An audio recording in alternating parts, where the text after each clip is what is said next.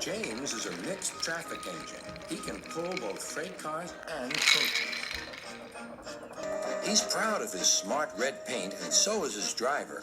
Everyone says you brighten up their day, James. One morning, James whistled loudly at the other engines. Look at me. I am the smartest, most useful engine on the line. Rubbish, replied Thomas. We're all useful. Sir Topham Hatt says so, and he's head of the whole railway.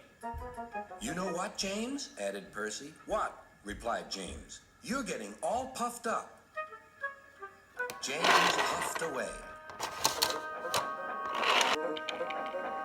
Later, he was still boasting. I'm the pride of the line. I saw you pulling freight cars, snorted Gordon. You're only a goods engine.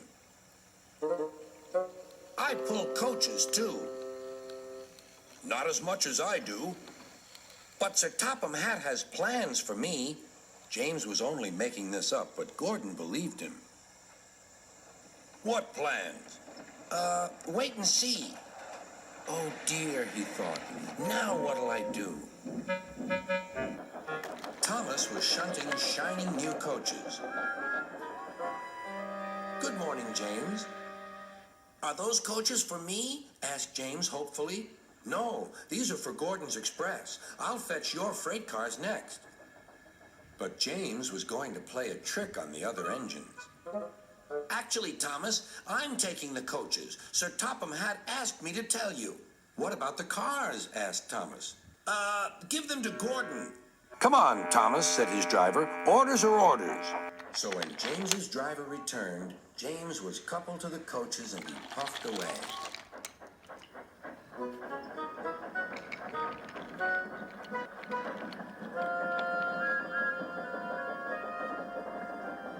Thomas returned with the freight cars, and a few minutes later, Gordon arrived.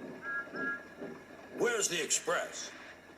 Thomas told him about James, and so here are your cars. Gordon was very cross, and so was his driver. Wait till Sir Topham Hatt hears about this.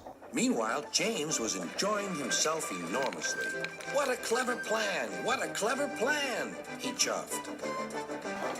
Then he saw Sir Topham Hatt. Some jokes are funny, but not this one, James. You have caused confusion. Yes, sir, said James. You will now stay in your shed until you are wanted. The other engines teased James. I wonder who'll be pulling the express today, said Gordon. I expect it'll be you, replied Henry. James is stuck in the shed for being silly. James felt sad. Next morning, he went back to work. Hello, whistled Thomas. Good to see you out and about again. I'm sorry I tricked you, said James. Are these my cars? Yes, replied Thomas kindly. They are pleased to have you back. James set off to the harbor with his train of freight cars. He bustled about all day, pushing and pulling them into place.